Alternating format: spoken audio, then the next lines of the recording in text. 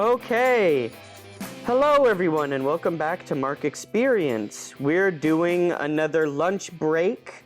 This one is going to be covering our little vignette of a few one-off games, and we will be talking about some prep for Eden's Grove Season 2. So if you are worried about spoilers or anything, obviously it goes without saying, spoilers are ahead for the Bypass System, Romeo and Juliet. The Honey Song's first one-off, and Hollow's Knight's debut episode, as well as some prep questions for Eden's Grove Season 2. All right, we're going to be talking about, I put it down in this order based on the order of when we played them. I don't know if we're going to stick to this. You guys can maybe say you want to do something else first, but I put down Bypass System first, then Honey Song, then Hollow's Knight, then Eden's Grove Season 2. I think I want to do Eden's Grove Season 2 last, no matter what, though, because it's the biggest. That's like the next thing. Yeah, it's what we're doing next. I'm so excited. Are you all comfortable with starting with Bypass System? Absolutely. Yeah. It was really good. And I'm very excited to play more Bypass System. Yeah. Same. I enjoyed it. I know I didn't say much this time, but like... I have some questions for you, Reese, concerning Razor. Honestly, like, I have a whole... I saw it just as yo. Yeah. Okay, for those of you that maybe didn't see, Bypass System Romeo and Juliet was a one-off we did set in a sci-fi, like, space opera universe that we have played before off-camera, but that we are rebooting, reworking, and going to bring into Mark Experience in the future. Currently, as we have it now, we're going to do it through a series of one-offs spread out that will kind of set up the world and explain some stuff and get all that going, and then after we've had a few like different one-offs, we will probably go into a full Bypass System season. I've been looking at a bunch of different games for it, specifically from the Emotional Mecha Jam. But you should, definitely go check out the Emotional Mecha Jam. There's a bunch of really cool, really cheap games, tabletop games out there. We are not sponsored by them, by the way. No, I just want to give them a shout out, though. Like, for real. Like, the whole thing. It's like 70 plus little, like, one-off RPG, like, tabletop games based around mechs and feelings, and it's heckin' wild and good. Like, I didn't know that tabletop games used Jenga towers as conflict resolution before this. Oh, and yeah. Apparently... There are games out there that use Jenga towers as conflict resolution instead of a deck of cards or dice, and that just makes me so happy. Riley and I bought a Jenga tower because of it. We bought a Jenga tower specifically for that. Okay, sorry. I'm getting off topic. The one-off that we did play this time, which was our very first segue into Bypass System, with entirely original characters and an original mission, we played in The Sprawl, which is a very good Powered by the Apocalypse game.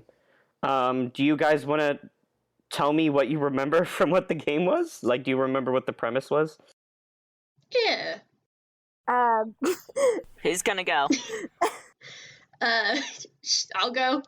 Mm-hmm. So we got together. June Weekly called us together. Who's June Weekly? Yes. She brought us together and sent us out to go to a ship that was sending out a stress beacon. And we did a bunch of research on the thing. I found out that the villains are not actually the villains. And then we went there and found out the ship is alive. And we got everyone we could off, which was John and the ship itself, the ship brain. And Paradigm. Yes, and Paradigm. She could have gotten off on her own, though. Good. She did not need us. She really didn't. We resolved a bunch of stuff between Paradigm Shift and Gaia, which is Rowan's character. My character Effie got Fell in love with a bowling fell in love pin. with a bowling pin, who we named Purpose, and then fused with them and the ship to become one person. And then we have Razor, who resolved nothing emotionally, who is Reese's Yep. character. That was a lot more in depth than I was just gonna say. It was like a mystery solving mission in which you had to go to like a broken spaceship and like rescue a couple, both like physically and emotionally, and like bring their relationship back together. I came up with this one-off like driving home from Idaho, and I wrote the entire thing out. I had like there were more dream sequences and flashbacks that y'all just missed. That like went over like the whole relationship from like their first date to like their first fight, the first time like they weren't speaking, the first time that like they did like a bunch of just like all those little milestones and moments in a relationship. Like I sat like plotted out their relationship and then scattered all those moments throughout the ship. For the listeners, Riley also told us that one of the endings could be I literally made myself cry. Oh, That yeah. was one of the things he warned us about. He was like, "Yeah, I literally made myself cry." So Obviously, the emotional resonance of a story changes when it is a actual an actual play podcast. Also, it changes when it is a tabletop game, and it also changes when there are other characters involved that are being played by your friends. Like, there's a lot of stuff that like got in there, but like that story could have ended real dark, and Yeah. I'm glad it didn't. It could have ended with Sparks Fly dying. Oh my god. What? Never in my life, never in my heckin' life would I let was sparks fly, the most perfect thing I've ever created, get I was about die. to say. The darkest ending. The dark, no. Like, even in the dark ending, everyone dies and Sparks Fly has to go home by himself. That's as sad as it no. gets, is Sparks Fly alone in the Bad Penny, just, like, listening to, like, music as he, like, struggles to find the words to explain to June that everyone is dead. That's the darkest timeline. Oh no. It's the bad place. Okay, but like, okay, that's better than him dying. So I will give you that. At least he lives. Yeah, I hope it was a good introduction to, like, the world of Bypass System. Which I've kind of pitched, like, low-key at everyone a couple of times as, like, a space opera about relationships. Not just romantic relationships, but, like, just, like, all sorts of relationships. People's relationships with their friends, your relationship with your family. I definitely want to get, like, some good, like, your relationship with your religion and your faith. Your Yeah. relationship with the history of your people. Your, like, stuff like that. That's kind of like the very quick elevator pitch for what Bypass System is. I hope you guys are excited to do more Bypass System one-shots in the future. Hell yeah. Yes. You know I am. I'm gonna be honest, I already have the next one planned out, like, relatively well. Amazing. Is it? Which one is it? Well, I have a few, but I'm torn between doing a game of Blessed Engines, which is a game about a group of priests going rogue because they decide that their pope is corrupt. And so the game follows you all who would play a group of, like, priests piloting mechs and defending a small outpost from the rest of your religious order. It's a game called Blessed Engines, and I am so excited for it. And, like, there's also, like, I have a whole list of games and, like, one-offs I would like to play and, like, lead up. I definitely think a game of the Quiet Year where we settle Eros would be really fun to help flesh out, like, the main planet in the Paramore system. And, like, a bunch of other stuff like that. But yeah. Mm-hmm. I have a few player-specific questions I can go into, but I want to make sure you guys also have a chance to ask questions, so I can wait. I've been talking a lot. Where to start? I know that's a good question. When do you think we're gonna see the Capricorn? Because I really want to see them, and we've talked about like playing them as characters before. So how do you think we're gonna introduce them? Preferably as soon as possible. They're like the only real main alien race that's going to be active in Bypass System.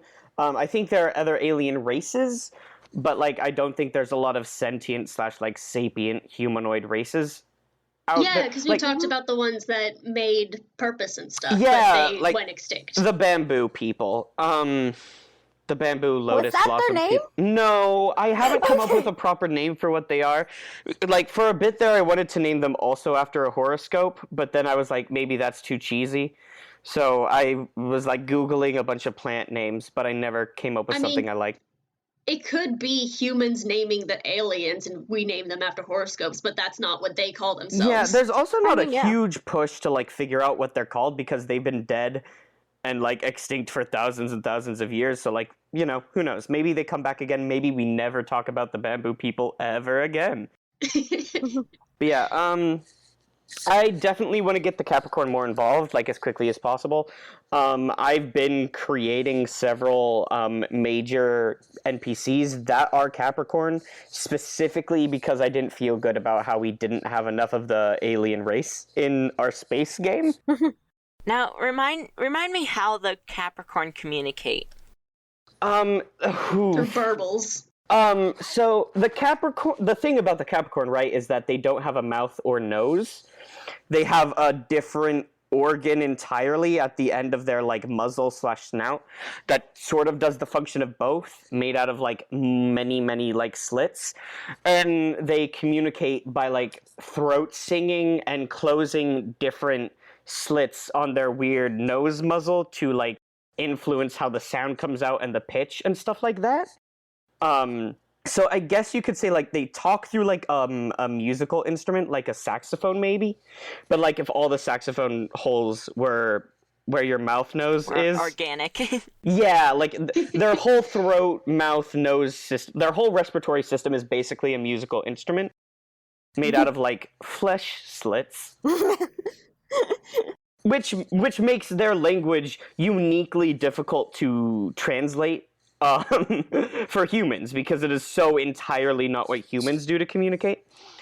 And that's been a hurdle I've been thinking about for a while now, of like, how do the Capricorn communicate?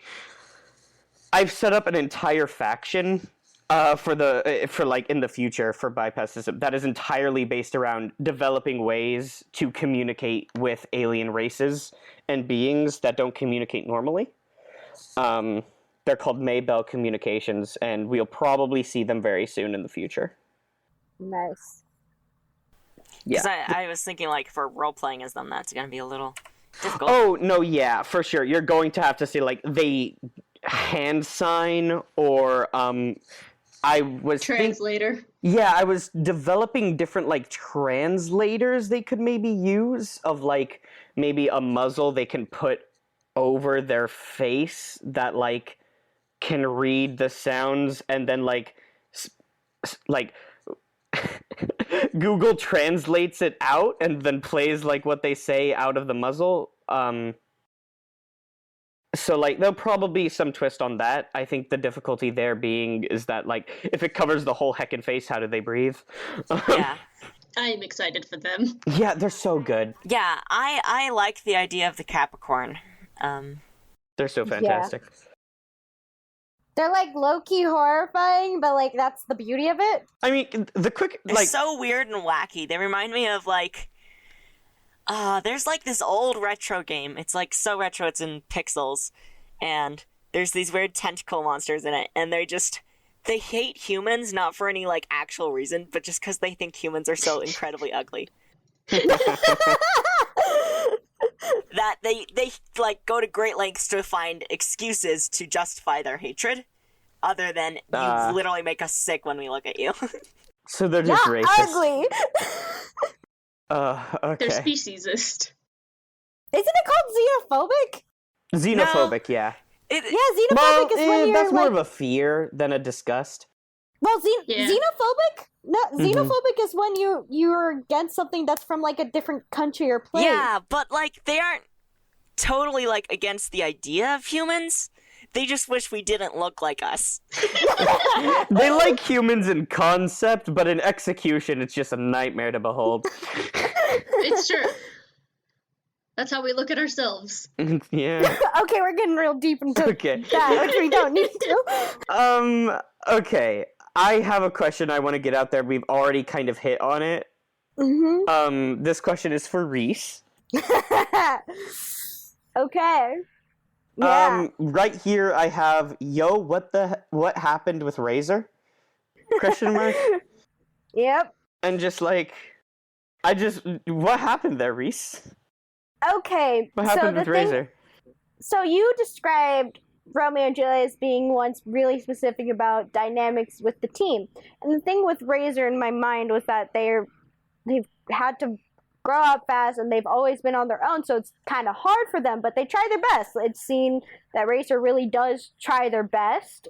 And I'm gonna push back on that a little bit because we I'm got gonna point approximately 2%. Okay, I'm gonna point out that they started making connection to Effie. They started. Did, yeah. That was the start, and then the whole thing happened, and for Razor, that felt like that one time they really did try and reach out, it kind of didn't go out anyway how they planned. They're not very social, so that kind of fell through for them. And in the end, with them looking back, I wanted it to be, we have all these different dynamics, and I thought it would be interesting to have like someone who doesn't move forward, because that's how life is at times. Yeah, sometimes you so, don't. Yeah. It just felt like we had all these characters, and like the premise of the game was like relationships and interacting with one another, and Razor just like didn't. And I was worried that like either I wasn't doing my job as GM and I didn't have like a good hook for Razor, or like you weren't enjoying it at like the premise as a player or something, and I was just like curious as to why like we got so little of Razor, like not only interacting with other people or like having an arc or whatever, but just like we didn't get a lot of Razor, period.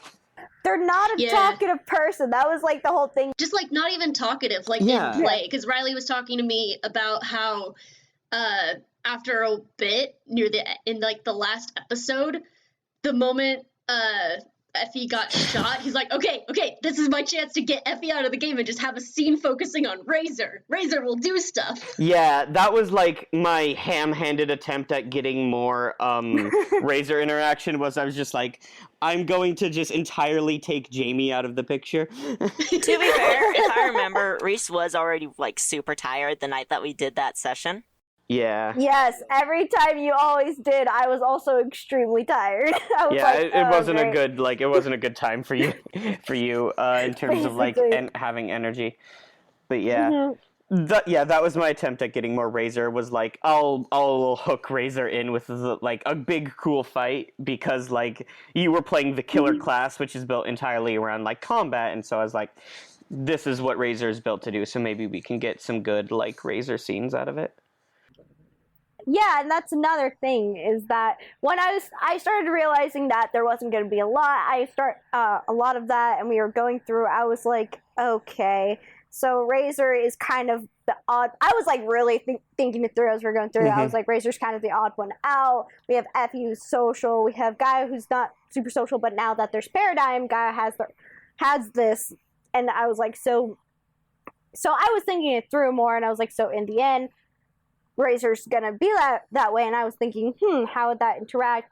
They would try to interact with Effie, and it showed that as they kept going, they kept trying more and more to interact and like actually cared. But in the end, with that whole thing, it kind of felt, for them, it felt almost like, oh, okay. Yeah. I guess it is also like in perspective, because like from an outside view, from like Effie's point of view, who is like a very caring person, like Razor wouldn't seem to be giving that much effort, because like Effie gives everything. But like from Razor's point of view, they're like, I give negative 80% most of the time, and I'm giving 2% now. That's a lot. Exactly. Razor's Yeah, okay. nuts. I'm glad we have like this bit to contextualize it, because that definitely Yeah. makes me like feel better about like Razor's arc, or really lack thereof. Yeah. Yeah, that definitely puts it into context. I like. And I definitely want to bring Razor in for a different one to Oh, see the yeah. difference. That would do be want- interesting to pick it back up with Razor. Yeah, Razor is a character that I felt like I liked the idea of Razor, but I felt like with what you had with Romeo and Juliet, it wouldn't fit for them to have their Yeah. arc compared Yeah. to like Gaia trying to get things set with Paradigm. Oh, you know what?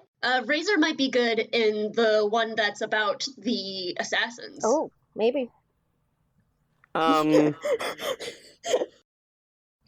Maybe, to be fair, the one you're speaking is Beam Saber, which is a forged in the dark mech game. It's not into it. You guys all voted to play like the Redacted group. The thing I really like about Forged in the Dark games is that it gives the team a playbook as well, or like there's like a source of moves for the team as a whole that everyone is able to draw on, because like the group also gets a class. And we were looking at Beam Saber, and you all got really excited about the group playbook called Redacted, which is where you play like Black Ops operatives that are like called in to do like extrajudicial like executions and like like Black Ops like operations and stuff. So like I would say we're not going to be playing the June Agency for that game, because that's just not what the June Agency is. Yeah. But I definitely think it would be interesting to see Razor again. Even in that game, we will have to come up with like a mech for Razor and why Razor got a new job, but that could also lead to some interesting backstory stuff Yeah. too. I think in general, Razor is a type that can definitely is a work in progress kind of character. It can't, I love the one shots, but I think that everything with Razor can't be solved in a one shot. Everything that has happened, so that's Sure, why. yeah. That's why Razor was really. It wasn't your part. I really did enjoy it. It was really just. Okay. Yeah, I just wanted to I mean, check like, in there. not everyone was resolved. Like, Yeah. Gaia was not resolved, but like their relationship with Paradigm was brought full circle. Yeah, which is what I was saying though. That like. I mean, we aspect. got that emotional arc with Gaia and Paradigm, Yeah. I would say. Yeah. Yeah, Razor's more of like a long-term arc character. Yeah. It's like I was just like thinking in my mind visually about like character arcs and what each of our characters went through, and like Razor was just like kind of a straight line at the bottom of the chart, like with a little bit of up near the end, and then Rowan's is like the normal arc. It starts at the bottom, goes up in the middle, and then goes down at the end as resolution. Yeah. And then there's just Effie, who just starts at the bottom left and then just goes straight up to the top right. Just turns into Aeonian. Yeah, which is one of the things I like. I just was trying to think is like there are always different kinds of relationships, and there are times where you don't get that resolution. No, yeah, I think it's an important character to have, especially considering the themes and tones that like we've talked about hitting with Bypass System. But I don't know. I just wanted to touch base with you and like see about how we'll like do that in the future, because I think maybe it would be interesting to put the camera more on Razor's inability to like form connections easily or like take those steps. So like like obviously that doesn't have to be handled with a monologue or dialogue, but like maybe some more like narration and some more camera time on that would be interesting, I think. Yeah. We need to see Razor go through a slow burn. Yeah, Razor's that Basically. slow burn character. Yep. Yeah, that's basically like I figured that out though after we had already started, and I was like, well, we're already here. I'm definitely bringing Razor back in. I like thought about it. I was like, nah, Razor needs to come back in. I'm excited about that. Yeah, I love me some like cool killer cyborg characters that like have to be taught how to feel. Like hell yeah. Yeah, that's what I was gonna do for Effie, but then Reese gave their pitch for Razor, and I'm like, oh wait, I can't do this now. We can't have two of those. I was trying to make a character I don't normally do. No, and you did a good job. Yeah, Razor. So, yeah. When you consider all the other characters you played, Reese, especially from Arc Experience, Razor is like so far off the grid from the rest of them. Yeah. Like it's really Yep. interesting. Yeah. That's what I was going for. Okay. We have a few more questions to get through, and like we haven't even finished Bypass System, so I'm gonna try and Yeah. keep it moving. Does anyone else have some questions they want to hit? No, I already asked mine. I was mostly just interested in the Capricorn. Oh my gosh. Yeah, I've been working on like Capricorn Society stuff lately.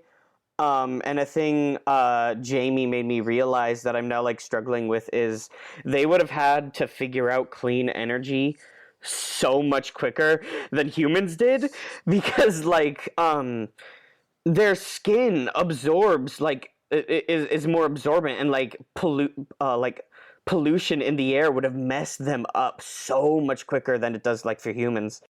Yeah, and I mentioned to Riley about how their spacesuits are probably like systems to keep themselves safe. Yeah, to keep their skin clean and stuff like that, because like they have to have like a thin layer of like clean mucus or whatever. But like so like that was an interesting challenge, and then I realized like I want the Capricorn to be less advanced than humans. Because I'm personally tired of the story where the aliens are inherently better than humans, just genetically, and also have better technology. You can go And with so, like the home system where they are technically more advanced, but they're also really dumb. Like I wanted them to be like just a century behind humans. Like when humans landed on their planet first, and like they were in the late 21st century when humans landed on their planet, and then like or in like the 23rd century or whatever, and they're like, all right, you're just a little bit behind, let us get you up to snuff, and then we can have a weird space empire together. And like that's sort of how it is. So maybe we had to make the suits for them. Yeah, I don't know, because like I've definitely described Capricorn clothing as looking as like 21st century era like NASA astronaut spacesuits, of like big bulky like spacesuits and stuff like they wear to like. So maybe, because it would be interesting if like it wasn't just like, oh well, this is what all prototype spacesuits look like, but like this is the kind of like humans showed them the kind of spacesuits they have, and they were like, this is what we can do with our technology and the blueprints you've given us. I feel like they probably had some sort of suit before humans came, because we determined when we were talking about like what their planet was like, where a lot of it is rainforest and mountains and valleys and stuff. There are parts that are desert that they can't live in, so they probably had like exploration suits so that You they said, could like- go into the dry parts of the planet. You said 21st century, so like is that equivalent Yeah, to Earth's? late Like, 21st or early 22nd century, so I they have imagine around space there. travel, just not like super Yeah. far space travel. So Yeah, maybe they- they have their own spacesuits. Yeah. They probably made it to their moon, and then human, like, spaceships landed on that thing, and they're like, yeah, we're from, like, the other end of the galaxy, word. They're just like, oh, damn it. Okay. Rowan, I have a question for you. Yeah. How did you come up with Paradigm Shift? Because I love them. I love them. On the spot. Thank you, like, I just want to thank you from the deepest, darkest part of my DM's heart for Paradigm Shift, the character.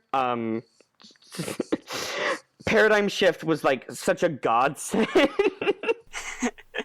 Like the second you narrated or described Paradigm Shift and like set them up, I was like so excited to get this NPC involved, and like I sent you texts to like figure out like what Paradigm Shift would be like, and then I like texted some other like writing friends I had of like how to handle someone that like is not a good person, and you don't necessarily want to paint as heroic, but you also want to paint as like impressive and good at like what they do, but not necessarily not a bad person, but maybe someone who was once a bad person and is a very specific brand of like bad person now. Yeah. Badass, chaotic, neutral. Yeah, like the whole like paradigm shift used to be like an abuser, and like how they aren't that anymore, and like they had a whole like period of their time where they had to grow out of the like system of beliefs and thoughts and like actions, and like had to adjust themselves into something else, and what they went with was Laura Croft but in space. And just like that was a very good character, and I thank you. And I was just like, is there anything in particular that led you to creating that character? The intimidation of having to think of a character on the spot and knowing that we were on a timer with the...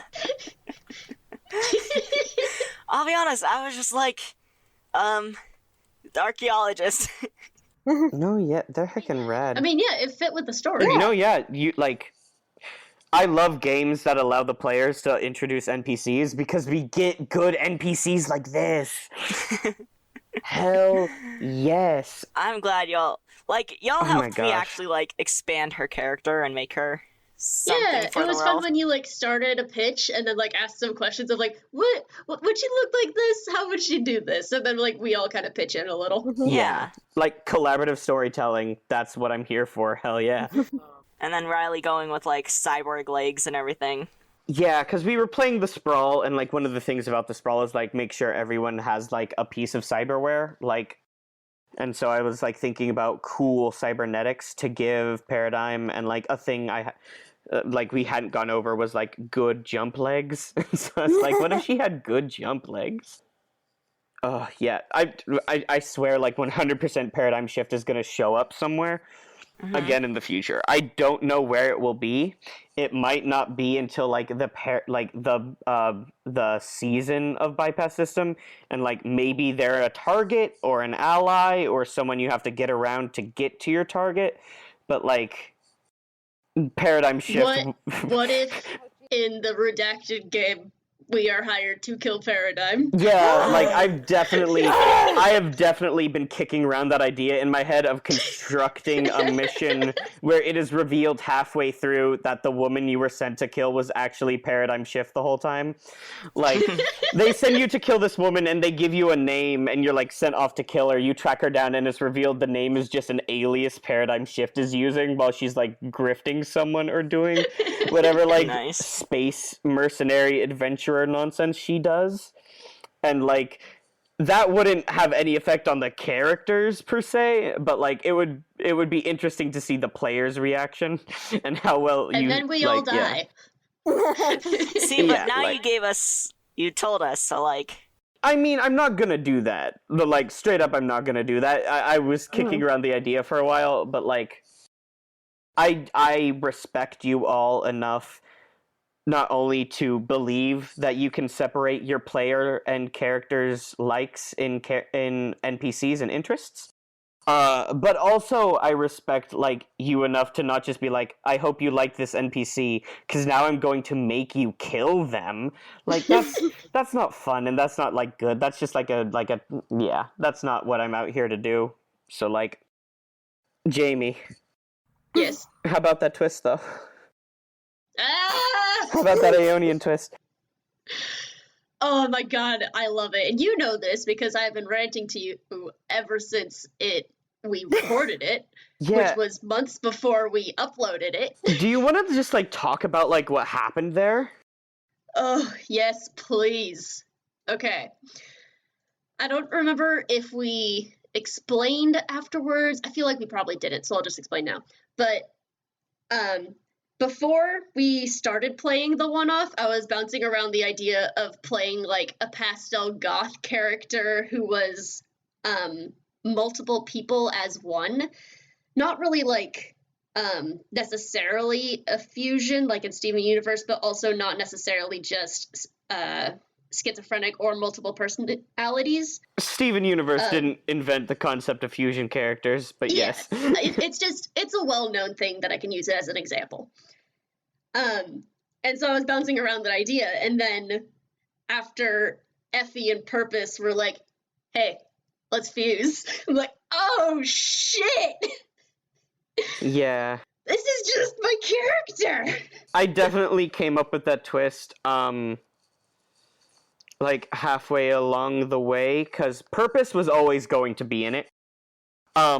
I didn't expect Purpose to become an allied NPC per se, but I had like a Much root for less it. fuse with the character and fall in love. Yeah, much less to become a romantic interest. Like, there was definitely a world in which I was envisioning Razor having to fight like this horrible Mercury monster that had captured. Don't you fight my husband? Yeah, just like Purpose like expands to this horrible like non-Euclidean geometry shape of liquid metal and just like goes ham on Razor, but like I don't know. I like Purpose how they are now. I definitely think how Purpose ended up was like the best possible outcome for that character, and I did put like the camera on another one of what Purpose was but broken, so we do get that cool non-Euclidean shaped Mercury monster in a later game. Mm-hmm.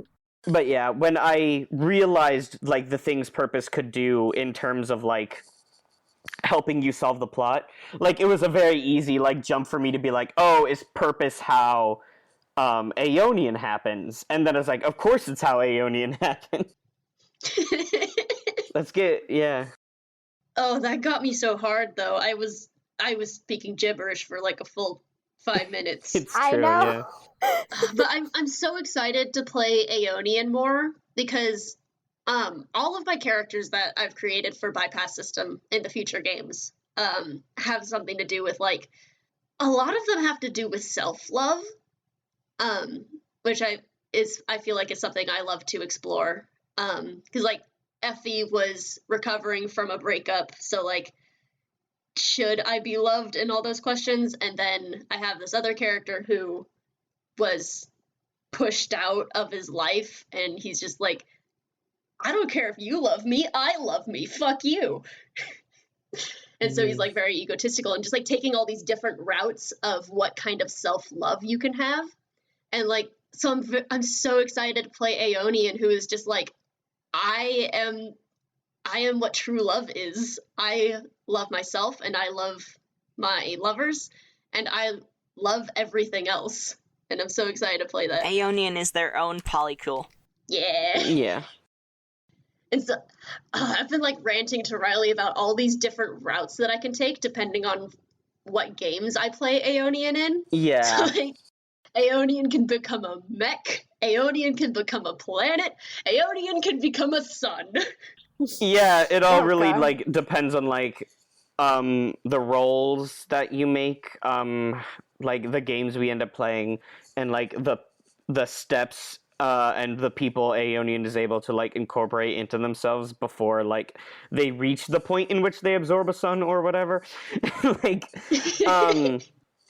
yeah, we've been talking a lot about like different stuff we could do with different characters and like different games and see how that would interpret like Aeonian's like different arcs. But like obviously we're leaving it all open to like actual play because it's an actual play podcast. Oh, I just love Aeonian so much. All right. I think that's all I really have to say for Bypass System unless anyone else has any I would love to touch more on Gaia and Gaia's world at some point. Oh my gosh, yeah. Yeah. Oh yeah. That would be really cool to have a session like in that area. Yeah, for sure. Yeah, that would be. I definitely want to mostly focus on the Paramore system, but I also don't want to limit ourselves, especially considering like I already have ideas of playing a game on like what Earth looks like in this world and stuff like that. And so like it would be so much fun to go to like that setting with like the mutants and everything like that and play like a Fallout style tabletop game but in space. That would be super fun. Definitely and like get that good like world building for like what Gaia is from. Too. Yeah. Yeah, because like a lot of Eros is like it's not perfect world, but like it's very idealistic in a lot of places. I mean, do you mean how it looks or how it is? Because, like, full stop, Eros is a dystopia. Eros Yeah, is a horrible mostly place to looks. live. Again, But like also dystopia is like it seems like a utopia, but it's not. like a first world country. there's only one area on Eros that looks nice, and that is the capital city of Cupid's Haven. Everything else is like horrible, arid, like Arizona, like dry, non-sandy desert canyon space and like deep caverns, or Mephistopheles, which is just like the most cyberpunk metropolis that ever cyberpunk metropolis. I mean, like each of those still has a sense of beauty in different ways, and that, but like it would be really interesting to explore a world that is just like there is no beauty here. It isn't a full stop hellhole. Yeah. It's dystopian, but it's not like genuinely like inhospitable place to live. Yeah. Yeah. But yeah, like Rowan said, it's like the difference between a first world country versus a third world country. Hmm. Like it's got its perks and it's got its downs, but like it's not bad. No, it is bad. People can live there without fear of dying. Most people can live there without fear of dying. Like, again, I mean, like it depends where you go, but like that's just how the world is. There's just a different level of horror when your daily life involves zombies as opposed to Yeah. yeah. That's an example. Yeah, there's no zombies on that one. There we go. Yeah. One of the things that I have for Gaia's World is that it did used to be a utopia before. Yeah. So that might be a fun way to explore both the current state of Gaia's World and the original state. It's definitely either going there or like nah. I have like 5 different ideas about where that game could go. So We could play it more than once. yeah, it's true. But yeah, that's all I have to say for like Bypass System for now, except that like I'm really excited to do more of it. Same here. We have to get more Capricorns on screen. Hell yeah. Okay, so let's talk about. Honey Song! Yay! Oh, Honey Song was so good. Oh my So gosh. funny. I thought it was really interesting that there was a move that allowed you to play 2 characters. And I That thought it is was like a lot of fun playing like an old grandma and a baby. Yeah. That was cool. I was a little bit nervous about that move at first, honestly, but like when you got it going, I was like so enamored with it. I was like, "Oh, this is so good." Mhm. One of the things I really liked was the idea that like we had a big boy, we Oh, had a yes. block, we had a baby, we had an old one, that we just had one that you're like if you had it as a pet, you'd be like, "Hey, dumbass, what are you doing?" I thought it was really funny. Dang. What was your character's name? Dewdrop? Dewdrop. I thought it was really funny that Dewdrop was just a rabbit raiser. Okay, but Dewdrop was also so much more sociable. That's true. But, like, that's part of Razor becoming a rabbit. Loses the fight and just becomes dumbass. I got it. Like, rabbits, it's kind of difficult to not be sociable when you live everyone in one hole. Yeah. Like, Also, it was Yeah. like it was coded as like a fairy tale game kind of. yeah. So it was like you're not going to be tackling like the same emotional dissonance and stuff like that when Oh, Yeah. man. yeah. We instantly got, like, so dark, though. I explained it to my dad because we were on the car to like for my mom to give her stuff, and he was so confused. He was just like, "What?" I We mean, beat Reddit. Yeah. we didn't get darker than Watership Down, but like No. I know you kept saying we got close though. we got kind I of feel close. like we got some, like, what's it? What's that ride at Disneyland? Which one? You Right. got to be more specific. The one with the rabbit! Oh, What? are you talking Peter about Splash Mountain? Briar With Briar Rabbit? Briar Rabbit, yeah! We didn't get much darker than Briar Rabbit does, so... Yeah. Okay, you're right. So yeah, the Honey Song was neat for me. It was my first time leading a game where I wasn't allowed to make a plot. Mm-hmm. I normally lead my games very plot heavy, and I push you guys along and Yeah. make a ton of hard moves just to get you to like certain points I want to show. Yeah, but that's this was interesting. I could see that with Delinquent Heroes. Yeah. Oh, Delinquent Heroes was so good though. We're not talking about that. I love making stories. It's one of the reasons I like being a DM, because I get to plan the story and like have you guys play out and experience my story. Mm-hmm. But this one was like Riley was the one who made the story first, and I just got to play along, even though I was still DMing. I just really loved the idea of rabbits.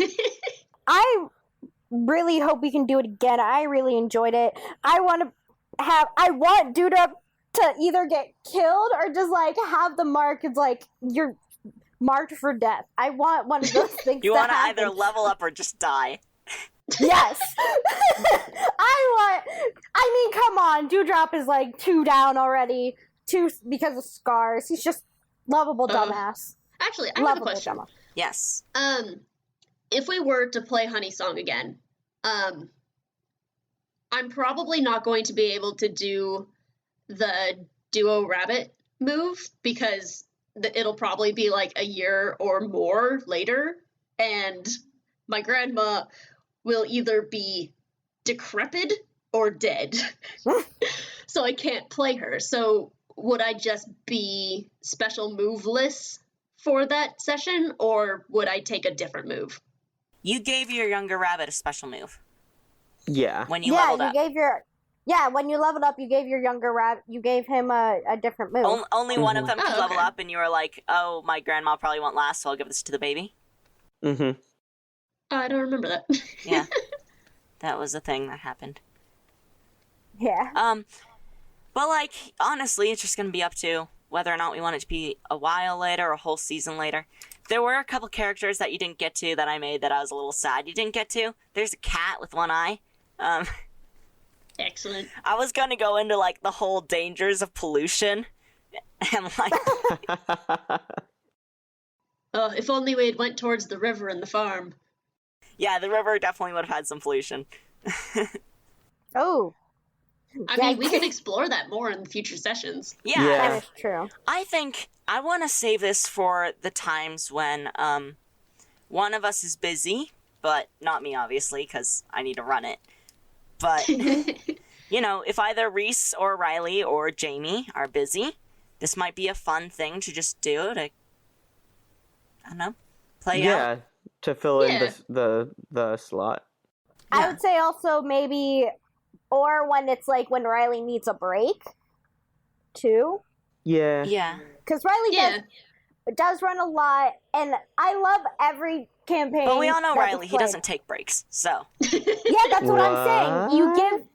You give. This would kind of be like a forceful, like if we notice Riley's doing too much, we can be like, "Hey, Riley, you need Riley, to take a stop break." it. Yeah. Ugh. I'm so glad that you guys liked Clover. I love the I was break. really I love- afraid that Clover wouldn't go over well with Clover's just like the character we hate to love and love to hate. It's just like, What? oh my god, I love Clover. Hurry up. Go faster! Oh No, my god! I love Clover exactly how you had Clover. No, yeah, I honestly. loved Clover, but also The talking, it was just like, are you done? Can we go now? just all the awkward pauses after Clover stopped talking, and we're like, is that the end of the sentence? Okay, can I tell you something that will make you mad? Yes. I did that on purpose. Yeah. definitely- No, I we know know you that was the did. voice, like, No, not just like the slow voice, but also phrasing things in a very particular way so that you could never be sure he was done talking. but like, that's the fun of it. That's totally a character Yeah. you would see in a cartoon, like. Mm-hmm. Yeah, I miss Honey Song. I know. Alrighty. Honey Song's just so Honey fun. Song was rad, yeah. It's so fun. So with that, are we Yeah, going? let's talk about Hollows Knight now. Ah! I loved I- it. I miss it so much. I want to play more. It was another me branching out of my character zone, and Yeah, it was so like, weird. that's the best part of one-offs, is that it allows you to do character types that you're maybe less comfortable or, like, less certain that you'd like to do. Yeah, that you don't have to commit to for an entire season. Because you just have to do it, like, it's just for the one-off. You're not committing to this character for a whole season. I want to commit to these characters, though. I definitely could see us doing a few more sessions of it, but like... Yeah. It was so fun. I can't believe you put a 6-year-old in jail. Oh my gosh, and I would do it again, too. I loved the dramatic cat. Yes, Oreo! Oreo! I'm glad you guys enjoyed it. The weird thing about this, like, game system is that, like, in theory, Babes in the Woods could progress forever. Because there's no, like, the game system is built around doing quick one-offs and vignettes. And, like, there's not necessarily any easy, quick solution. Like, you don't kill the Marquis and, like, get to go home. So, like, on one hand, it's built for longevity, but on the other hand, it is clearly built to be a game that is played through a series of one-off. And just, like, I don't know how many of those we would play before I felt that, like, it was done. You know? I don't Yeah. know. I definitely want to get a few more of them, but, And that's kind of how the Honey Song goes, too. Absolutely. Okay, so that answers the first question I was going to ask, which is, would you all like to do more Hollows Knight episodes? 'Cause, oh my gosh, damn. Definitely. You'd enjoyed it. Who was everyone's favorite NPC? The cat. Who do you think? Freaking Oreo. Oreo on Oh my end. god.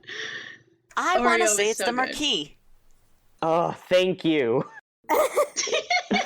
The Marquis is my favorite. Mostly because I feel like he is the antithesis of my character. Yeah. Oh, that last scene is so good. That's so Oh, chilling. I Oh. made such spooky music, and like the thing that I did for his theme song was that I took the tune that I wrote for the main theme and then twisted it into like a minor key and made it Nice. so eerie. Oh my god. The Marquis was great, I will say it, but I'm a hoe for any overdramatic character. Let me Yeah. be 100% real with y'all. Oreo started going on that whole rant, pulling out roses from nowhere, and I was like, I would give my life for Oreo. Oh my gosh. I was like genuinely afraid everyone was going to side with Oreo and just ruin the wedding. And like I was absolutely ready for a happy ending in which Oreo and Princess run off together. Aw. But like I just was like, oh no. Oh no. Oh no. You guys almost did too. Oh yeah, it Okay. got uncomfortably close. Tommy is a 6-year-old. Yeah, I don't blame Tommy. I don't blame Yeah. either of you. We're all kids. But like Exactly. Carol, who's just Also, like my character is a brat. it's true. Yeah, you would side with the bad boy. But like Carol's just like, are you sure? Does she love you still? Yeah, especially when it's revealed they hadn't like talked in several years. Oh my gosh. You know what? You know who does deserve some love? Who? Princess. Oh my Princess gosh. Yeah. Princess was great. good. I love the sweet little Southern Belle golden retriever. Before we Yes. met Oreo, Princess was my favorite. Yes. It was very good. You did a really good Southern Belle. I You did not. did. I slipped out of that voice constantly, and the accent never quite got where I wanted it to be, but like, I thank mean, you. for a Californian white dude, you did a really good Southern Belle. What I needed to do was, like, after we watched Over the Garden Wall to prep, like, all of Over the Garden Wall to prep for the game, I also should have just, like, sat down and watched a bunch of clips from Gone with the Wind to just, like, really get, like, the Southern Belle voice down, but I did not. And here we are. No, that you were so you were so extra. Normally you're like pretty good, but like you went off with Oreo. I mean, You Like- don't live with Riley. You don't know how extra he can be. Riley tapped into his inner Shakespearean and just like, I know, but I'm saying no.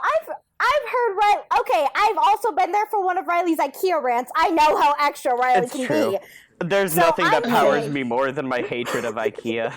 So I'm saying you went like deep because like Riley, yes, Riley's extra, but normally it's like kind of a low key like joking extra most of the time. No. Most of the No. time. Like I said, you don't live with him. I felt like Riley was tapping into the importance of being earnest. Yes! Like, Yeah. it was very much like, shoot, why am I forgetting? One moment. What's his name? Who's Algernon? No, the guy that wrote that book and Portrait of Dorian Gray. Oscar Wilde. Oscar Wilde. Oscar Wilde. I wanted to say Orson Welles, and I was just like, no, No! that's the other one. Yeah. I That's would've been the mad at different, you. yeah. I was definitely tapping into my Oscar Wilde, but also just like, we had just finished watching Over the Garden Wall. Like, I wanted all of the NPCs to feel like Over the Garden Wall characters. Yeah. Which That are weird, just like, timeless, like, why are you in this decade? yeah, just Yeah. like that perfect, just like, I am in a pilgrim outfit and I'm just going to just like soliloquy for a while and you're just gonna have to sit there and watch me. And also you're gonna have the best time of your damn life. Just like, yeah. Exactly. Like, Reese, you have got to watch Over the Garden Wall. You will see where Oreo came from. Like, instantly you will be able to tell. It is a very direct line. Oreo was just over the garden wall and Oscar Wilde having a baby, and then the baby was a cat. That's Oreo. That's what Oscar Wilde would have wanted, though. Yeah. True. Let's be real. That is exactly what he would have wanted. Oh, it is, yeah. Okay. We need more Hollows Night. We do. Okay, I'm glad. I'm glad everyone's Yes. on board there. All right. Does anyone have any other questions or like things they want to hit about the one-off? Yeah, my whole thing with Carol being a Shakespearean kid, I wasn't sure if that was coming off correctly, because like No, yeah. it's kind of hard to like just shove in Shakespeare lines every once in a while. You did a good job. Okay. You It did. wasn't I think- overbearing. Because the Yeah. game is centered off Over the Garden Wall, it's very much the, like, word thing to do. Mm-hmm. Yeah. And you did Okay. it really. You fit it really well with your interactions with Princess and trying to charm Princess. You did that really well. Good lord. I made an entire 2 pages of just quotes from Shakespeare, and there's an entire like half page at the end that was just wedding quotes that I never got to use. Like half of those wedding quotes were just a eulogy that I put together, strung together from like random Shakespeare lines that was, what if she somehow becomes the priest and marries them together? I mean, that's legit. I was so sad that she didn't, but also very glad that she didn't. Would it have been binding? I don't think it would have been binding. They wouldn't know. She's the king. That is true. That's all I got. That's my question. I will say, did I play a convincing 6-year-old? I'm not around 6-year-olds. I'm the youngest in the Yes. family. You did very good. No, I yeah. was just. I love Tommy. I just wish you had more Greg scenes from Over the Garden Wall to like draw from to like get the vibe of like I was actually glad that Reese didn't, because I felt like having this No, child be yeah. its own character. No, I definitely don't mean like you should have just played Greg. But like I don't know what I'm saying. Okay, I'm done. I personally would have liked to have more for my character. I was tired that night. I was Yeah. doing really great Yeah. playing Oswin, but I feel like, you know, like, spoiler alert, in Over the Garden Wall, how what's her name? The bird. Beatrice. Beatrice. Like how Beatrice has this like in-depth kind of dark backstory. I kind of wanted Oswin to get into a little bit of that too. Yeah. But yeah. like that was an entire like what 7 episodes, Yeah. whereas Over we the only Garden had Wall. one. Whole We'll season. definitely get into more of that. Yeah, I'm gonna like Oswin was your Razor, Rowan. I would say. Of just like this character had more there, and because of being tired or because of like the character not quite fitting into the one-off due to like the spirit or like whatever, like they just didn't quite reach their potential, and we're gonna have to return to them. It didn't fit for the beginning because Oswin has been there, so it wasn't the like, oh, don't know what's going on. I think what Oswin needs is a sense of urgency. So, like, as this series progresses and as Oswin realizes, I have a limited amount of time to become human again. And he's been gone for so long. Yeah. Like, seeing these children from his home, he's just like, I want to go home. Yeah. Well, like, just how we're going to return to Razor and get more stuff there that was missing with Razor. We're going to get back and do more stuff that was missing with Oswin. For sure. Yeah. Okay, are we moving on to Eden's Grove Season 2 stuff? Is that what's happening? Yeah. Sounds like it. Okay. I would like you all to find the document I've shared with you called the Eden's Grove Season 2 Starter Pack. What? Okay. I'm going to have you all read these. So, we're going to take turns. I will read one, but I want someone to start. I'll start. Okay, Reese. The world is normal. Eden's Grove is strange. The world is basically our Earth. The world and Eden's Grove is filled with normal people, places, and problems. Even Eden's Grove operates as a normal small Idaho town.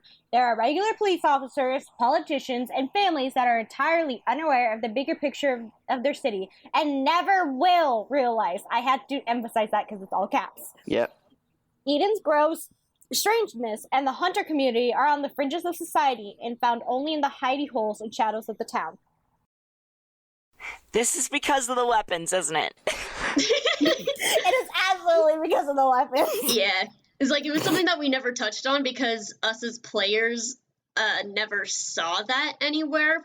Sheena saw it once with the dude that she ate, but, like, that was it. We never saw civilians. We never interacted with any of them. So over the course of an entire season and, like, multiple months of recording time, we just forgot that it was a normal town. Yeah, I'll admit that, yeah. Mm-hmm. And I also wasn't there for the first two where you introduced, like, yeah, there's a police officer. I wasn't there. So I come in, and it's just the hunters, and then we go, and Luke gets kidnapped by Mothman, and he gets hunted down by Grendel. So I started off thinking, oh, okay. I just want to make sure we're all on the same page. Who would like to read the second bullet point? I will. Okay. The hunters are fighting a losing battle. The hunter community is usually about 20 to 30 hunters at any given time, while the horde of monsters being drawn to Eden's Grove is seemingly endless. No one knows where the monsters are coming from, and with each one needing a team of hunters armed with a specific weakness, it's unclear how long the hunters can hold out. I just wanted to make this specific. I just wanted to make sure that we were all on the same page there as well. Yeah. Not only not everyone in the town is a hunter, but also like this is not an easy job or a situation that can hold out forever. I want to make sure that we add a sense of urgency that wasn't there in season 1, because I wanted you guys to explore the world and your characters and get like situated, because I knew this would be a 3-season long campaign. But now that we've got this down and I'm narrowing down the focus so that it's not just open world, I want to make sure that we are all aware that like there is a sense of urgency to this, and you should feel a pressure to figure out what is happening. Because this is not a safe situation and it is not a stable one. Mm-hmm. Rowan, could you read the third bullet point and then I'll get the last one? Yeah, can you pronounce that word for me? Ephemera. Ephemera. Okay. Small town ephemera. Eden's Grove aesthetic is based in small northwest towns, particularly towns I've lived in and visited in Idaho. That's me. Sorry. Think of similar places I'm sure you have visited, either on the West Coast or in the Midwest. Small but growing towns surrounded by forests with 2 completing sides.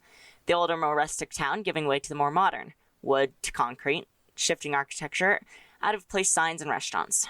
I'm sure we've all experienced this, at the very least on road trips, where just, like, the town is really old and, like, wooden and, like, has a rustic, like, feel to it and everything, and then you'll just, like, turn a corner and there'll just be, like, this postmodernist architecture Taco Bell. And There'll you're just be like a 7-Eleven. yeah, I definitely want to make sure that, like, everyone has a good idea of, like, what the town is going to look like, especially as we go into, like, Eden's Grove again, so we all remember, like, what the setting appears to be and what, like, everything should feel like. Also, because I shifted the random encounter move so that I'm not going to get too much into it, but, like, on a mixed success, you just see a weird thing. And so I have a list of weird things you can see, and I just wanted to make sure that we knew what the baseline was before I started introducing weird things.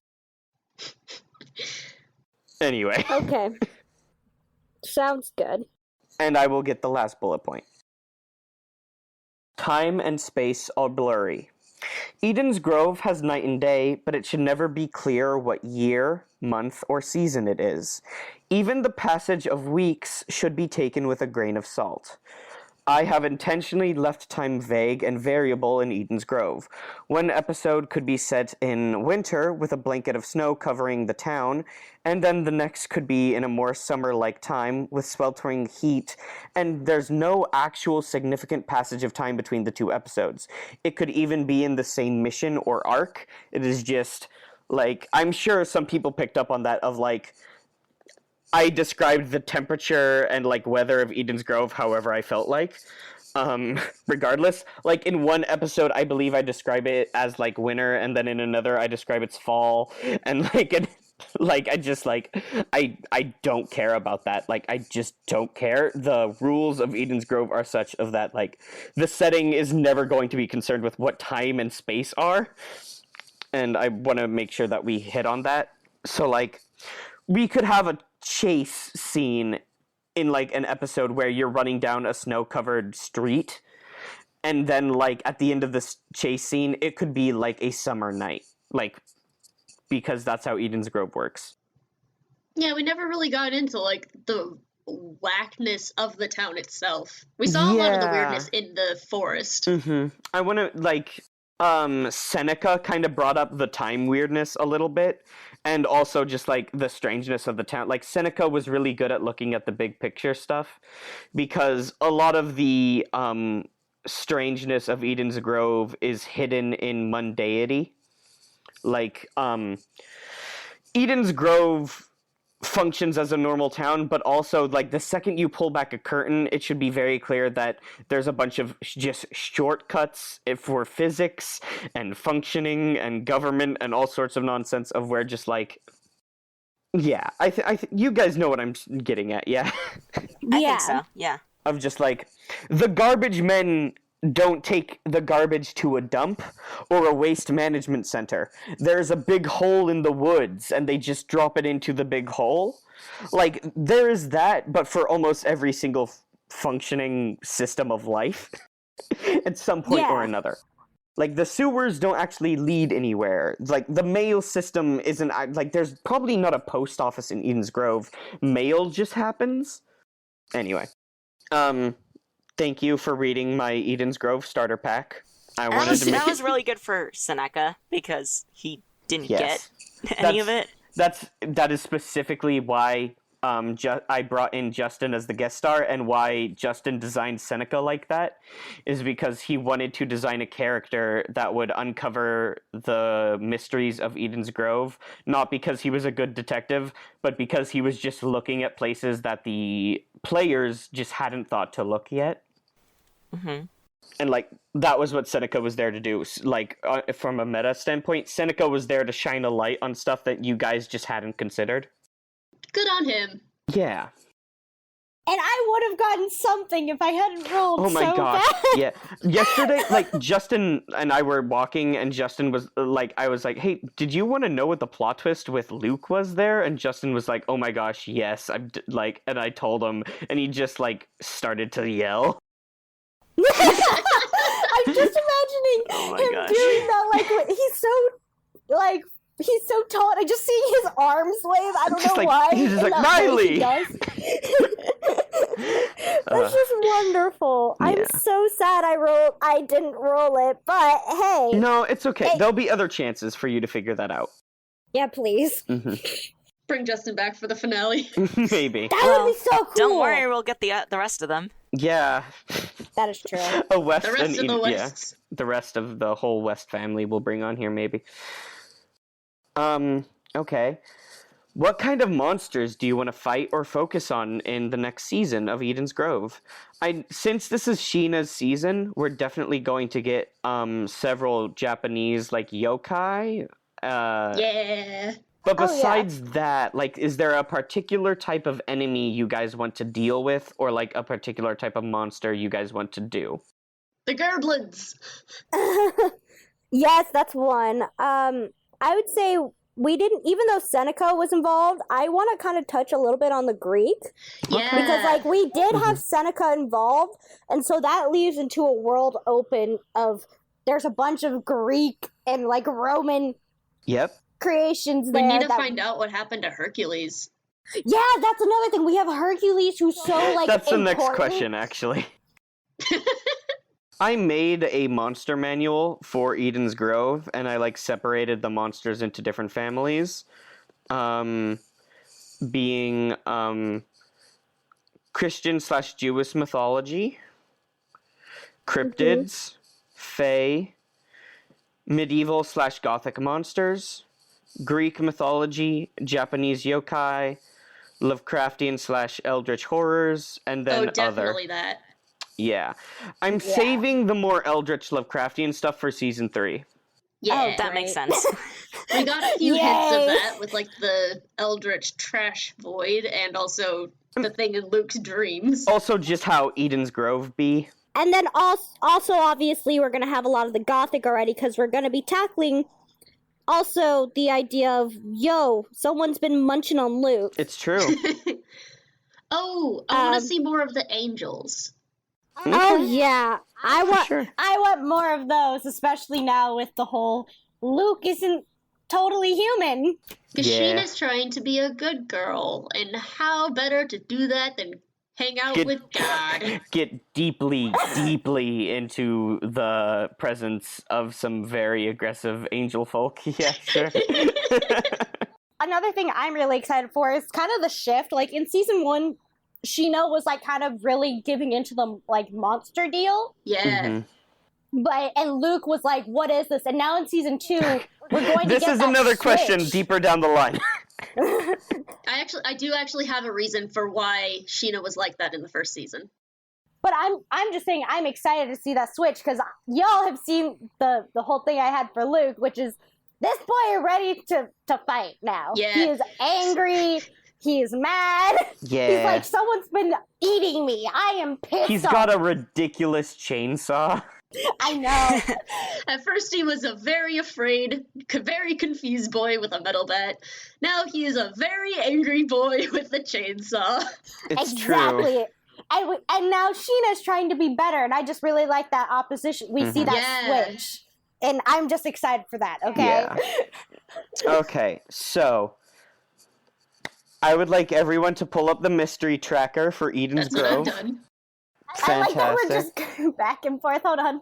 Yeah, so I went through this and I edited it. I took out things that weren't technically missions or mysteries. It was just things that we were like, oh, that's weird. And then we wrote it down. It was more like clues and stuff, yeah. Yeah.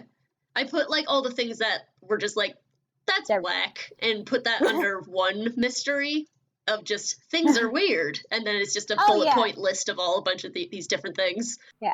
I would like everyone to highlight a mission and tell me like they would like to try and solve this mystery this season, so I know like what to put the camera on, and also what mysteries would you like to solve in this season of Eden's Grove? Well, I chose Madden Hunters. What's driving the hunters insane? It's true. Because we already know Luke's going to be going about the corruption thing, but I think as he's doing that, I've also stated that Luke grabbed like all those books. It's true. I think yeah. Luke is really trying to figure out what the hell's going on. He has the dreams. He hasn't talked about at all. Mm-hmm. But I think with the hunters, I think that would be besides, hey, who the heck turned me into a vampire? He'd be like, hey, what's going on with the hunters? Like that guy, I chainsawed that. Yeah. So that's what I want to focus on a bit. I want to know. I want hints as to what's going on Yeah. that can tie in. Caleb McGee, deceased. Oh my gosh, I cannot believe I lost that character's name, and they're just I'm so permanently happy. Caleb McGee now. I'm so happy you just had it redacted, and we were like, yes. I have it somewhere, and I lost it. I lost that name, and I don't know where it is. And now it's Caleb McGee. Now it's Caleb McGee forever. I see that Rowan has highlighted just the things are weird list. Yeah, could you be more specific? Yeah, so specifically, because I am playing a new version of Finley, Oh, that's true. this Finley is going to see Eden's Grove, the real Eden's Grove, as their new, maybe not kingdom, but like new responsibility. Oh. In the sense of like, obviously they've spent their entire life in the Fey realm, and now they feel like the real version of Eden's Grove has not been managed or taken care of or regulated enough. Okay, so like you feel Finley has a drive or a responsibility to like try and normalize the city for everyone. Yes. Okay. All right. That's That pretty makes good. sense. Yeah, That's that good makes because sense. that does lead into the main quest, which is literally investigate the mystery surrounding Eden's Grove and the supernatural drawn to it. Yeah, like that's full on. Finally, someone's on the main quest. Okay, and Sheena, this is obviously your season, so we'll Yeah. be getting into all of the Sheena stuff as much as we Yeah. can. I highlighted part of your world, which is just the Sheena quest, and it has 3 bullet points under it. Should I read it? Yeah, sure. Part of your world. Sheena is on the search for creatures like her in Eden's Grove. More in depth, but we'll go into that in the season itself. Bullet point A. Sisterhood. A Jorogumo going by Little Sister has asked for help from Sheena, but she hasn't contacted her in months. So I'm a little worried about that. I'm a little worried about that too. Section B. Separation anxiety. Sheena misses the company of her spider companion from when she was a human. Can they be joined back together through separation? Yeah, this is a thing I don't think we ever like really touched on, which is the fact of like Sheena isn't a natural Jorogumo. Sheena accidentally became a Jorogumo and is now like Yeah, I think I mentioned it like once, but we never went in depth into it because I didn't really play Sheena seriously. I was kind of playing her as a joke character. Because I wanted her to be just like the joke sexy anime character. But like just like all your other characters. but like I want to make her more serious, and like I've been thinking about why she is the way she is. Like why was she acting like that? And I don't know if I should go into that right now. No, Or- just like I just want to make sure I have everyone's like fictional flags set up so I know like I know what you're interested in so I can make sure we hit it. And also, like, the Yeah. audience can get an idea of, like, the stuff we will be focusing on. So, like, they're not just like, I thought we were going to do more of the same thing earlier. And it's like, no. Yeah, I just don't know if we'll even talk about Sheena's past really that much, or like recent past of Is why that something you would be interested in? Yes. Okay, then yeah, well, then that is a thing we will do. That's kind of like a thing for me with all of my characters, just in general. I want their past to be as important as their present and future. Yeah, okay. Yeah, so part C, isolophobia. In light of recent and old events, Sheena is afraid that if she doesn't act soon, she will be left alone again due to either scaring away or killing those she cares about. Yeah. I'm glad that there's, like, a fire lit under the characters for the season and that you all have, like, a drive to act quickly and get things solved and figured out, like, That's good. I think that was maybe missing from Eden's Grove 1 a little bit, and so I'm glad we have this going forward. Yeah. But I mean, season 1 was a good setup though to everything we. No, yeah, I'm have. glad Eden's Grove 1 happened. I also wouldn't do it the same way. You say that about everything. No, oh yeah, no. Every time I do something, I look back on it and I go, I'm glad it happened that way, but also there were some things I could have tightened up or changed or stuff like that. Like, I always build seasons and like sessions and like campaigns to do a thing, and at the end I'm always like, well, it did do that thing, but like, here's the stuff that didn't work for what I was trying to do, and here's the stuff that could have worked that I just didn't do as much of as I should have, and like stuff like that. So, you know, I'm always rebuilding the car, as it were. Okay. So I think I've got like, is that the mysteries that you'd like to hit for this season going in? Yeah, I think the major ones. Like, there's going to be a few minor ones, like, going along, but those are the main 3, I think, for each of us. Yeah, because, I mean, I've already mentioned Luke's going to. I didn't want to highlight the obvious with Luke. Yeah. Because I was like, that's literally, I've been setting that up, he's going to, but I think along the way, this would catch his eye. Yeah, I was surprised that you didn't highlight Luke's corruption. Well, I mean, that's a sub. Yeah, that's a sub thing of like the. Yeah, for Luke, that's like, yeah, that's important, but he's the way I have it set up now is that he's out of that situation, and now he's going on this path with everyone. But now he's like, okay, what the heck is going on with the dreams he hasn't talked about because he's a dumbass. Yeah, it's true. He just was like, oh, I don't want to do this, and he didn't because he's dumb. And at that time, he still wasn't completely, like, he wasn't sure about everything. Now he is, so I think he'd be more into, like, yo, what's going on? Yeah, I'm glad to hear that. Fantastic. Yeah. Okay.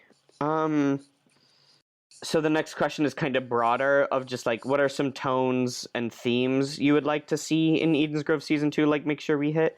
And, like, what are some stuff you want to make sure your characters do this season in terms of, like, what is, like, some stuff they're wrestling with, or it's, like, some flags you want to make sure, like, your characters are able to explore going forward? I mean, I've already talked to you a bit about this. I sent text, but I'm going to say Luke not being 100% human. That I want him to have struggles of some kind. Yeah. I want him to struggle with this liminal. My English professor would be so proud of me. This liminal space Luke is in right now, because he's in a liminal space. Which he's not fully human, but he's not a whole vampire. So he's gonna have. Things are going to be different for him, and I want to see that struggle even when he's doing minor things in his daily life. I just want things to be different. Can't touch authentic silverware anymore. I know! I get to have all these little moments, and that's what I really want is this liminal space he is. I just imagine Luke, like, testing the tap water every day to make sure it's not gonna burn him. He probably so good. He probably, and like that's the thing. It's like he now has to be a lot more aware. Like in the first episode, I bring that Luke's really involved. He just goes off. He's not. Luke isn't the same exasperated, confused person they were when they were introduced. Yeah, they were for like a majority. Yeah, and I mean, it helps. Story-wise, that they did lose someone that he felt like he didn't appreciate enough. Yeah. So I feel like that's another thing. Rowan, what are some tones, themes, and things you would like to tackle with Finley? I'm gonna say there's definitely a little bit of survivor's guilt there. Maybe not so much in the same way that Luke's is like for losing a friend.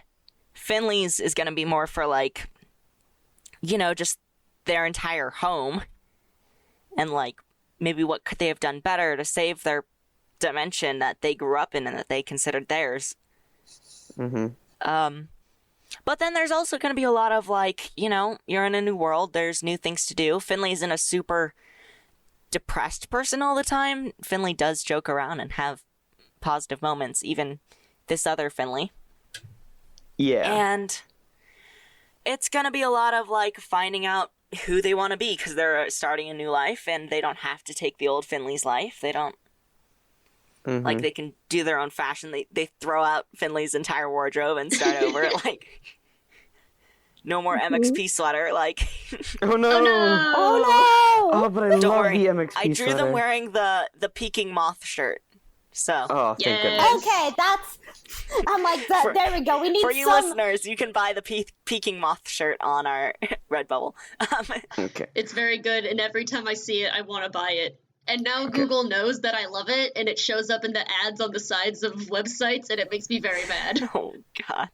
I want this new Finley to raise the mood a little bit, because the last, like, I know that it's gonna get a little bit more serious being, Sheena's route, and then also Luke I mean, having the new... I want there to still be jokes, and it's Oh, still yeah. to be like fun and light. Like, we don't get super grim dark on this podcast, and like, Yeah. let's But keep I that want going. this Finley to raise the mood again, because that's kind of what I felt like Finley was meant to be. Finley's meant to be the punny, like, saying jokes at the wrong times, just kind of not taking things too seriously. And it did get serious at the end because it was Finley's arc.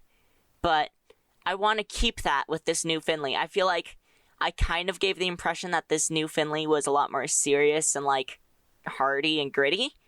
But I don't Yeah. want that to be the case. Deep down inside, they're the same, like, lovable, Yeah. like... Okay. And you can play off the whole idea that Fae can be tricksters too, and that can be totally why. Mhm. He was raised by fairies, tricksters. Yeah, exactly. Despite Finley being a human now, so... Probably hung out with the goblins a lot. I think Sheena is in the bargaining part of grief. I was gonna say, I think we've already kind of hit a lot of what, like, Sheena will be doing. Yeah, but like yeah. going a little bit more in depth, I think Mhm. Sheena's gonna be trying to do a lot of stepping back from hurting people. Because like a big thing about her in season 1 was that, like, besides Finley, who was the tank, could not die, she was the barbarian kinda. But for one, out of meta, because she is getting to the end of her level up list, I was gonna switch her over to Spellslinger eventually, whenever it fits the story correctly. We'll see. We'll see. Yeah. But, like, I know that she's gonna do it, but I don't know when or how. Mhm.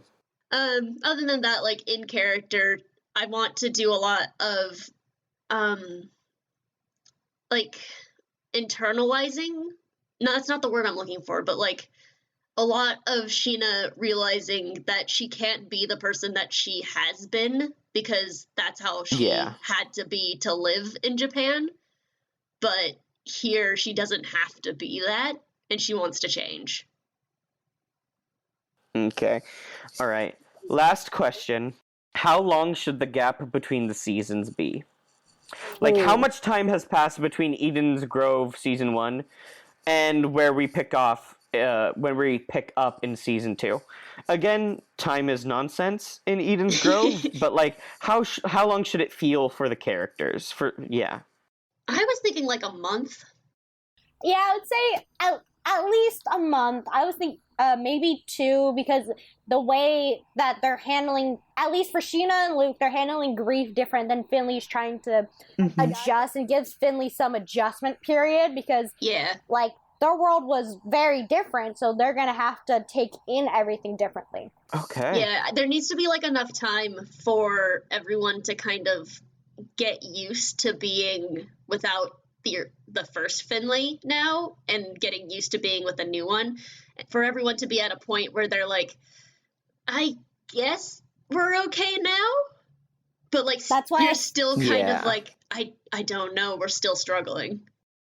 Yep, that's why I put that Luke isn't intentionally gonna be mean, but he's still not gonna be super nice. What do you think, Rowan? I was gonna say more like, a a couple weeks. A month yeah, a seems couple a bit Okay, much, so but most people Yeah. have been saying on the month scale, so we're gonna say it's been about a month for the players or so. yeah. I don't want to say Yeah. too much more than a month, because if you guys want to still have, like, those emotional things revolving Yeah. Finley, Mhm. then it shouldn't be too Yeah, long. no, I wouldn't Yeah. say more than 2 months. That's too Yeah, long. exactly. Okay. It But would- like, also, yeah. we don't know actually in character how much time has gone by because time is weird. But like, just a Mhm. long enough time, like 3 or 4 weeks. yeah, where they feel like it's been enough time to try with this new Finley, but not. There has been many times where they are sitting in the bar awkwardly, silent. Yeah. Oh yeah. It's just they're trying now, but there's still gonna be those periods. It's gonna feel like they're a team, but they're not as cohesive now Yeah. Mhm. because they've lost. Really, I'm not gonna lie. Finley, the previous Finley, really was the glue.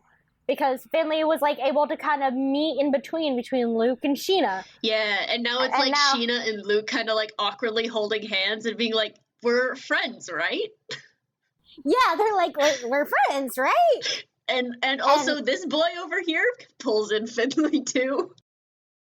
Yeah, it's like they're trying to figure things out, but it's better than them like they have established some sort of a communication enough where that like it doesn't seem off point that they would go out to try to together to tackle something, Yeah. almost like a team building experience. I feel bad because like the friendship between Sheena and Luke is really strained, but also I feel like they feel obligated to stay friends because of Finley. Now it's like Finley died and we were there, we deserve to, Yeah. we still should keep going on to their memory, and now this new Finley, it would be unfair to just leave this new Finley. Yeah. Yeah. We're the new Finley's parents. Oh, Oh god! Your new mom and dad. amazing. Your dysfunctional family. Oh, straight up. Such a dysfunctional family. We're so dysfunctional. Why are our characters always so dysfunctional? Because we're all dysfunctional people. It's true. I would say the most functional is Riley, and even that's kind of in question. How dare you? I'm telling the truth Hey, as it Riley, is. it's a compliment. How dare you? You've seen how functional I am. Look at all my bypass system notes and despair. I said that's in question, and I said you're the most functional. I think I told my mom once that you were the impulse control You know what? Yeah. because That's funny because I have no impulse control. I've noticed You just recently bought Digimon. in terms of like, Yeah. hey, we do not speak of our beautiful angel Digimon in that manner.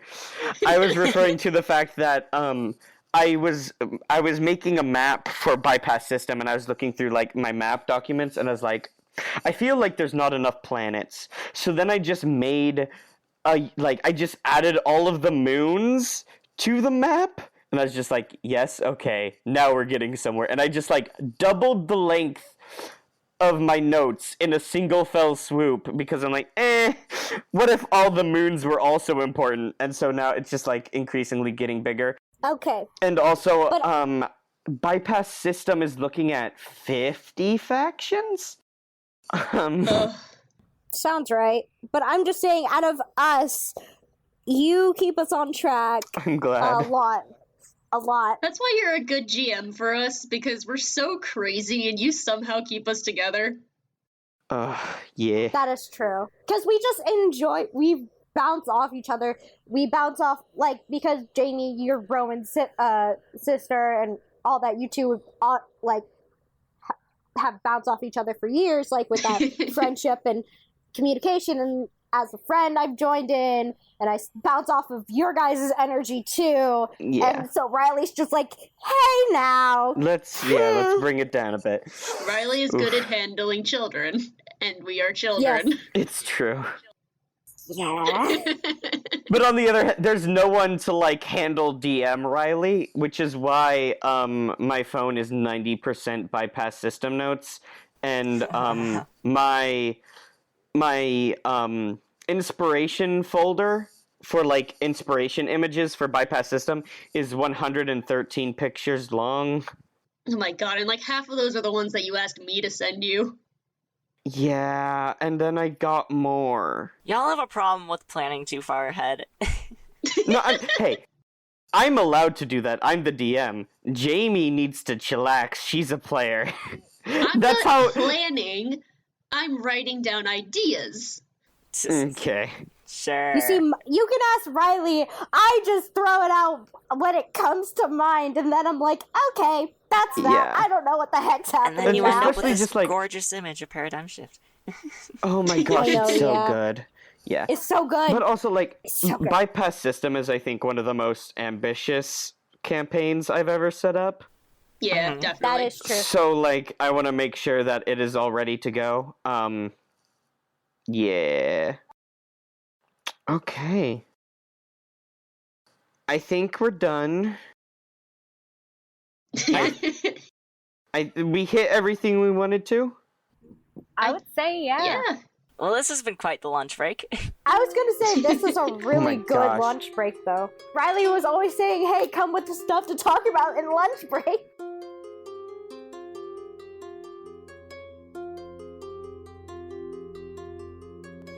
Hey, MXP listeners, it's Jamie again. That was a long lunch break. I'm here from the future to tell you about our future plans that got a little bit changed because of scheduling and school and just trying to plan and all that stuff. So just wanted to give you a little heads up that we are actually going to be doing a bunch more one-offs. We had a lot of fun doing them, and at the moment, with a bunch of stuff that's going on, we just needed something light, something to give us a break. We don't want anything that's like too heavy and anything that's gonna be too long that we need to focus story plot heavy on. And we just want to hang out and have fun. So get ready for a bunch of fun little one-offs in the future. See you then.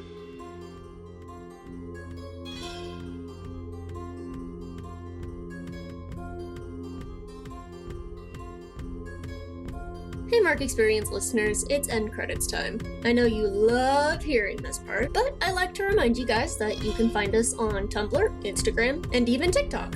And if you like to buy the music, you can buy it all at markexperience.bandcamp.com. We also have a constantly growing collection of merch at redbubble.com/people/mark-experience, where you can buy posters and shirts and stickers and all that. If you want to support your favorite editor and musician, you can head over to my Ko-fi account at ko-fi.com/Jamie Remy. That's spelled JAMIEREMY. Mark Experience can be located basically anywhere podcasts exist now, so you can listen wherever's easiest. See you next episode!